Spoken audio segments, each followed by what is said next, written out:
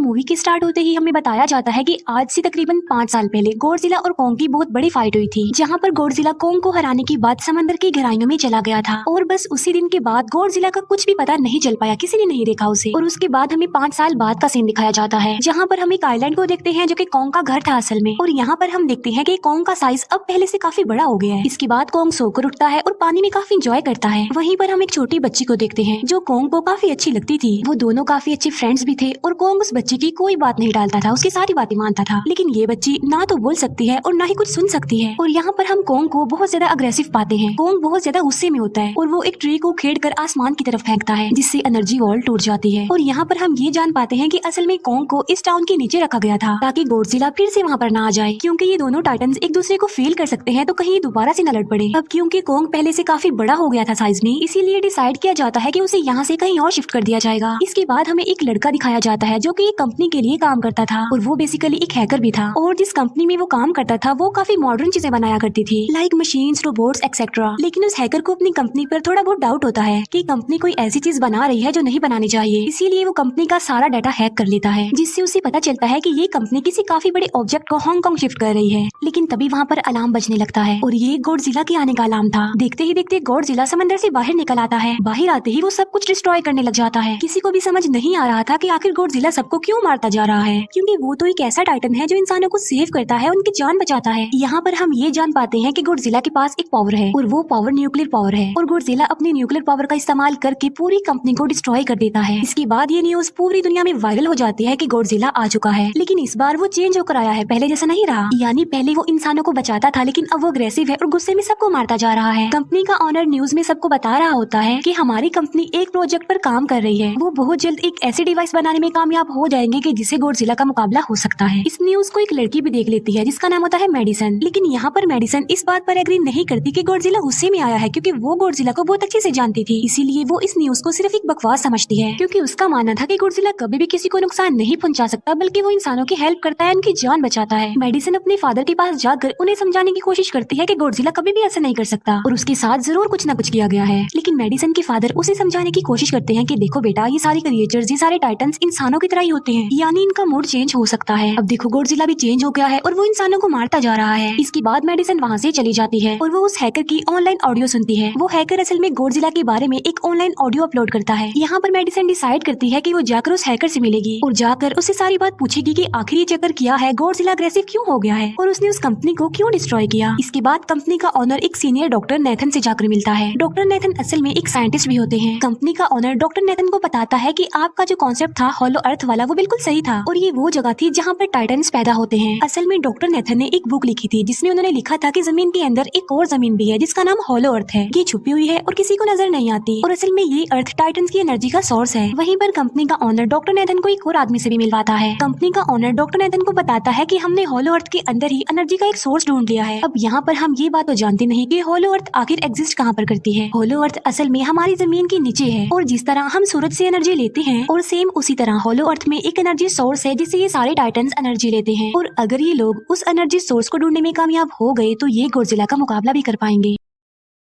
Doctor Nathan उनसे पूछता है कि आखिर हम उस हॉलो अर्थ तक जाएंगे कैसे, क्योंकि अब से कुछ साल पहले मेरे भाई ने भी वहाँ पर जाने की कोशिश की थी लेकिन वो नहीं जा पाया और मर गया। यहाँ पर हम ये बात भी जान पाते हैं कि हॉलो अर्थ में ग्रेविटी नहीं होती, इसीलिए वहाँ पर हर चीज हवा में उड़ने लगती है। जिस पर कंपनी का ऑनर डॉक्टर नेथन को कहता है कि आपको इस बारे में फिक्र करने की कोई जरूरत नहीं है, क्योंकि हमारी कंपनी ने एक एंटी ग्रेविटी कार बनाई है जिसकी मदद से हम वहाँ यानी हॉलो अर्थ पर जाएंगे। कंपनी का ऑनर ये भी बताता है कि हर टाइटन्स में एक एबिलिटी होती है जिसकी मदद से हर टाइटन्स अपने घर को ढूंढ सकता है, इसीलिए हमें एक कोंग की हेल्प लेनी चाहिए। इसके बाद डॉक्टर नेथन अपनी एक फ्रेंड जो कि डॉक्टर भी थी उससे मिलते हैं और ये फीमेल डॉक्टर कोंग की देखभाल भी करती थी। डॉक्टर नेथन उस फीमेल डॉक्टर को समझाने की कोशिश करते हैं कि हमें कोंग को उसके घर पर भेजना चाहिए और उसका घर हॉलो अर्थ है, क्योंकि हम उसे ज्यादा टाइम के लिए यहाँ पर नहीं रख सकते और अगर वो यहाँ से बाहर निकला भी तो गॉडजिला उस पर अटैक कर देगा, इसीलिए कोंग सिर्फ हॉलो अर्थ में ही सेफ रह सकता है। अब थोड़ी बहस के बाद फाइनली वो फीमेल डॉक्टर भी इस बात के लिए एग्री हो जाती है, क्योंकि इसके अलावा उनके पास और कोई ऑप्शन जो नहीं था। फिर ये लोग अपनी पूरी आर्मी के साथ कोंग को हॉलो अर्थ की तरफ ले जाने लगते हैं। कोंग को ये लोग चेन से बांध कर ले जा रहे थे। कोंग की फ्रेंड यानी वो छोटी बच्ची कोंग से इशारों में बातें करती है। बच्ची बताती है कि कोंग को गुस्सा आ रहा है क्योंकि उसे जंजीरों से बांधा हुआ है। आर्मी का लीडर उस फीमेल डॉक्टर को कहता है कि हम गॉडजिला के रास्ते से नहीं गुजरेंगे और हम किसी दूसरे रास्ते से ही जाएंगे ताकि गॉडजिला को पता न चल पाए। जिस पर वो फीमेल डॉक्टर कहती है कि जी हाँ बिल्कुल, हमें ऐसा ही करना चाहिए क्योंकि गॉडजिला और कोंग की काफी पुरानी दुश्मनी है, क्योंकि वो दोनों ही खुद को मॉन्स्टर्स का किंग समझते हैं और अगर वो दोनों एक दूसरे के सामने आ जाते हैं तो तबाही मचा देंगे। फिर हम मेडिसन को देखते हैं जो कि अपनी फ्रेंड को लेकर उस हैकर से मिलने जाती है। यहाँ पर वो हैकर उन लोगों को बताता है कि असल में कंपनी एक काफी बड़ी चीज बना रही है और उस चीज को बनाकर हांगकांग शिफ्ट कर दिया जाएगा। लेकिन गॉडजिला को ये बात पसंद नहीं आई, इसीलिए उसने इस कंपनी पर अटैक करके उसे डिस्ट्रॉय कर दिया। फिर हम देखते हैं कि कोंग वाली शिप में अलार्म बजने लगा है। वो बच्ची फीमेल डॉक्टर को बता रही होती है कि गॉडजिला आ रहा है। डॉक्टर नेथन कहता है कि अब क्योंकि गॉडजिला बाहर आ रहा है तो हमें कोंग को भी आजाद कर देना चाहिए, यानी उसकी चेन्स खोल देनी चाहिए ताकि वो गॉडजिला का मुकाबला करके हम सबको बचा ले। और अब फाइनली गॉडजिला बाहर आ जाता है जो एक शिप को डिस्ट्रॉय करते हुए आगे बढ़ रहा था उन लोगों की तरफ। जब कोंग को पता चलता है कि गॉडजिला आ रहा है तो वो जोर से चिल्लाने लगता है, लेकिन उसे तो चेन से बांधा गया था। फिर ये लोग गॉडजिला पर रॉकेट और मिसाइल से अटैक करते हैं जिसका गॉडजिला पर जरा भी असर नहीं होता। जो उन लोगों के प्लेन्स होते हैं गॉडजिला उन्हें भी डिस्ट्रॉय कर देता है। और अब गॉडजिला कोंग वाली शिप की तरफ बढ़ रहा था। गॉडजिला उन लोगों की सारी शिप्स को डिस्ट्रॉय कर देता है और यहाँ पर गॉडजिला उनके शिप को पलट देता है जिससे कोंग और बाकी लोग समंदर में डूबने लगते हैं। फिर वो लोग कोंग की चेन्स को खोल देते हैं ताकि कोंग गॉडजिला का मुकाबला करके उन सबको बचाए। फिर गॉडजिला और कोंग की ग्रेट वॉर होती है जिससे कोंग गॉडजिला को समंदर में काफी नीचे फेंक देता है। फिर वो पलटी हुई शिप को सीधा करता है ताकि सब लोगों की जान बच सके, लेकिन गॉडजिला एक बार फिर से उठता है और वो उस शिप की तरफ जा रहा था जिसमें वो बच्ची थी। और यहाँ पर कोंग एक शिप से दूसरी शिप पर जंप करके फाइनली उस शिप तक पहुँच जाता है जहाँ पर गॉडजिला आ रहा था। यहाँ पर कोंग गॉडजिला को एक जोरदार पंच मारता है। फाइट बैक करते हुए गॉडजिला भी कोंग को मारता है जिससे कोंग नीचे गिर जाता है। कोंग एक बार उठकर फिर से गॉडजिला को मारता है और गॉडजिला जाकर समंदर में गिरता है। इस बात से गॉडजिला को काफी गुस्सा आ जाता है और यहाँ पर वो अपनी पावर यानी न्यूक्लियर पावर का इस्तेमाल करता है। ये देखकर कोंग जल्दी से अपनी जान बचाने के लिए पानी में कूद जाता है। गॉडजिला की जो न्यूक्लियर पावर की लाइट होती है वो हर जगह फैल जाती है। सब लोग उसे देखकर काफी हैरान रह जाते हैं और यहाँ पर हमें अंदाजा हो जाता है कि गॉडजिला कितना ज्यादा पावरफुल है। फिर समंदर के अंदर ही उन दोनों के बीच फाइट होने लगती है। गॉडजिला तो पानी में सांस ले सकता था, लेकिन कोंग जो कि इंसानों की तरह था वो पानी में सांस नहीं ले सकता था, इसीलिए कोंग हारता हुआ नजर आ रहा था।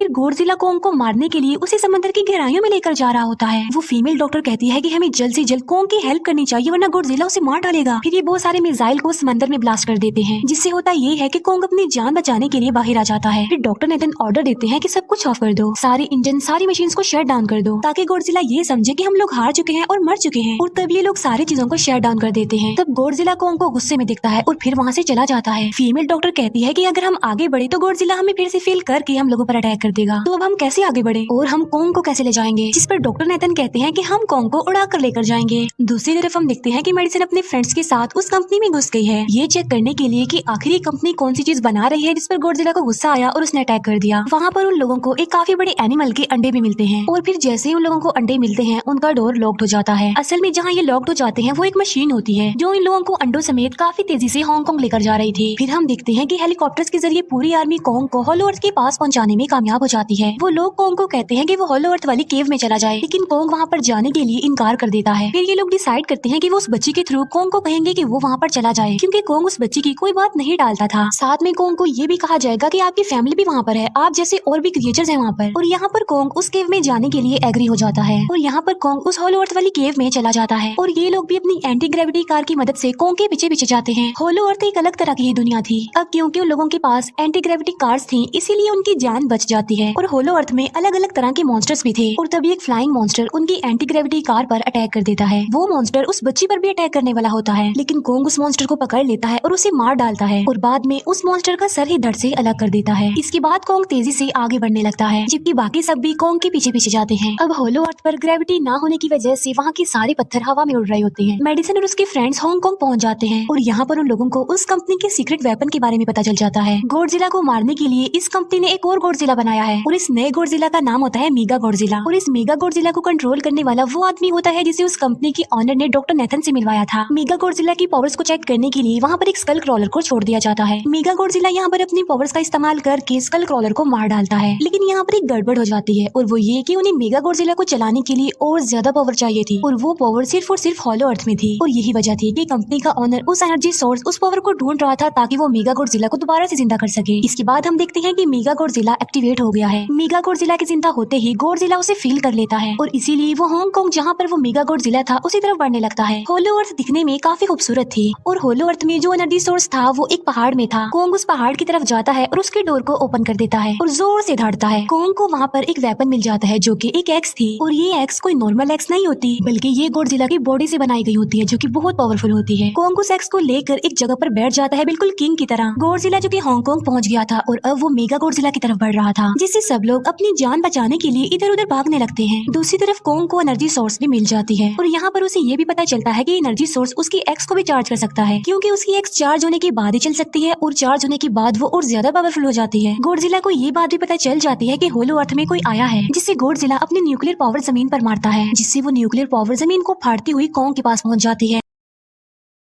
कंपनी की एक फीमेल ऑनर उन लोगों के साथ ट्रेक करती है। वो इस एनर्जी का थोड़ा सा सैंपल अपनी कंपनी के पास भेज देती है ताकि वो लोग मेगा गॉडजिला को एक्टिवेट कर दें। हालांकि फीमेल डॉक्टर उसे ऐसा करने से मना करती है लेकिन वो उसकी एक नहीं सुनती और जब उस लड़की को रियलाइज होता है कि यहाँ पर गॉडजिला भी आने वाला है तो वो वहाँ से भागने लगती है लेकिन तभी कोंग उसकी कार को पकड़कर उसे डिस्ट्रॉय कर देता है। कोंग अपना एक्स लेकर गॉडजिला से लड़ने के लिए तैयार हो जाता है क्योंकि इस न्यूक्लियर पावर के जरिए गॉडजिला ने कोंग को लड़ने का इशारा दिया था। फिर कोंग वहाँ से भागते हुए हांगकांग आ जाता है। कोंग गॉडजिला पर अटैक करता है लेकिन बाय मिस्टेक उसकी वो एक्स एक बिल्डिंग में फंस जाती है और मौके का फायदा उठाकर गॉडजिला कोंग को नीचे गिरा देता है और यहाँ पर इन दोनों के बीच जबरदस्त फाइट होती है। गॉडजिला कई बार अपनी न्यूक्लियर पावर का इस्तेमाल करके कोंग को मारने की कोशिश करता है लेकिन कोंग बहादुरी से मुकाबला करते हुए हर बार बच जाता है। फिर कोंग अपनी एक्स से गॉडजिला पर अटैक करके उसे इंजर्ड कर देता है जिससे गॉडजिला को गुस्सा आ जाता है और वो अपनी न्यूक्लियर पावर का इस्तेमाल करके कोंग को दूर फेंकता है लेकिन कोंग अपनी एक्स की मदद से उस पावर को अपनी तरफ आने से रोक देता है। इन दोनों के बीच काफी देर तक फाइट चलती रहती है। अब क्योंकि गॉडजिला काफी ज्यादा पावरफुल था इसीलिए कोंग हारता हुआ नजर आ रहा था। गॉडजिला कोंग को इंजर्ड करके वहीं पर फेंक देता है और उसकी चेस्ट पर पैर रख के जोर से धाड़ने लगता है। उसे देखकर कोंग भी जोर से धाड़ने लगता है और तभी गॉडजिला कोंग को छोड़कर वहाँ से जाने लगता है। हम देखते हैं कि कंपनी के ऑनर को वो एनर्जी सोर्स मिल चुका था जिसके जरिए वो मेगा गॉडजिला को जगा दे। यहाँ पर हमें पता चलता है कि मेगा गॉडजिला से काफी पावरफुल है और उससे साइज में काफी बड़ा भी है लेकिन यहाँ पर मेगा गॉडजिला सब कुछ अपने कंट्रोल में कर लेता है। इसीलिए मेगा गॉडजिला सबसे पहले कंपनी के ऑनर को मारता है और बाद में उसके असिस्टेंट को भी मार डालता है। फिर मेगा गॉडजिला दीवार को फाड़ते हुए बाहर आ जाता है। गॉडजिला जब मेगा गॉडजिला को देखता है तो वो उससे लड़ने के लिए आगे बढ़ता है और उन दोनों के बीच काफी फाइट होती है। अब क्योंकि मेगा गॉडजिला काफी पावरफुल था इसीलिए गॉडजिला हारता हुआ नजर आ रहा था। मेगा गॉडजिला को बहुत ज्यादा मारता है और उसे नीचे गिरा देता है। मेडिसन और वो हैकर मेगा गॉडजिला की पावर्स को ऑफ करने की कोशिश करते हैं लेकिन वहाँ पर सारी मशीन्स में कोर्स लगे हुए थे। दूसरी तरफ हमें कोंग दिखाया जाता है जो कि लड़ने की वजह से काफी इंजर्ड हो गया था और उसकी हालत काफी खराब थी और वो ऑलमोस्ट मरने ही वाला था। वो बच्ची कोंग की हार्ट बीट सुनती है तो सबको बताती है कि कोंग की हार्ट बीट आहिस्ता आहिस्ता कम होती जा रही है जिस पर डॉक्टर नेथन कहते हैं कि हमें कोंग को बचाने के लिए उसे एक काफी बड़ा इलेक्ट्रिक शॉक देना होगा और ये लोग कोंग को शॉक उसी एंटी ग्रेविटी कार से देते हैं जिससे कोंग को काफी बड़ा झटका लगता है और वो दोबारा से उठकर खड़ा हो जाता है। वो बच्ची इशारों में कोंग को कहती है कि देखो गॉडजिला हमारा दुश्मन नहीं है वो हमारा फ्रेंड है इसीलिए जाओ और उसकी हेल्प करो। तब कोंग गॉडजिला को बचाने के लिए चला जाता है। मेगा गॉडजिला अपनी न्यूक्लियर पावर का इस्तेमाल करके गॉडजिला को बस मारने ही वाला होता है कि तभी वहाँ पर कोंग आ जाता है और कोंग यहाँ पर गॉडजिला को बचा लेता है। गॉडजिला फौरन समझ जाता है कि मुझे और कोंग को साथ मिलकर लड़ना चाहिए लेकिन मेगा गॉडजिला इतना ज्यादा पावरफुल था कि वो इन दोनों पर भारी पड़ रहा था। कोंग को अपनी एक्स नजर आती है लेकिन मुसीबत की बात तो ये है कि वो चार्ज नहीं होती लेकिन कोंग फिर भी उस एक्स से मेगा गॉडजिला पर अटैक कर देता है लेकिन मेगा गॉडजिला कोंग को मारता है और वो कोंग को बस मारने ही वाला होता है कि तभी कोंग उसे ऐसा करने से रोक लेता है। अब क्योंकि मेडिसन और उस हैकर से वो मशीन बंद नहीं हो रही थी जिससे मेगा गॉडजिला की पावर्स को कम किया जाए इसीलिए वो गुस्से में आकर उस मशीन पर पानी डाल देते हैं जिससे मेगा गॉडजिला थोड़ी देर के लिए ऑफ हो जाता है और इसी बात का फायदा उठाकर गॉडजिला अपने न्यूक्लियर पावर के जरिए कोंग की उस एक्स को चार्ज कर देता है और अब कोंग के पास पावर आ चुकी थी इसीलिए वो मेगा गॉडजिला को तबाह बर्बाद करके रख देता है। उसके हाथ पैर तोड़ देता है और उसके सारे बॉडी के पार्ट्स अलग अलग कर देता है और लास्ट में वो मेगा गॉडजिला का सर भी उखेड़ कर फेंक देता है। अब क्योंकि मेगा गॉडजिला मर चुका था तो सब कुछ नॉर्मल हो जाता है लेकिन तभी गॉडजिला फिर से खड़ा हो जाता है और कोंग भी अपनी एक्स लेकर गॉडजिला से लड़ने के लिए तैयार हो जाता है। अब क्योंकि उन दोनों ने एक दूसरे की हेल्प की थी इसीलिए वो नहीं लड़ते। गॉडजिला वापस समंदर में चला जाता है जहाँ से वो आया था और जबकि कोंग अब हमेशा के लिए होलो अर्थ में चला गया है और कोंग उस छोटी बच्ची को भी अपने साथ वहाँ पर ले गया है और इसी के साथ ही इस मूवी का यहीं पर एंड हो जाता है।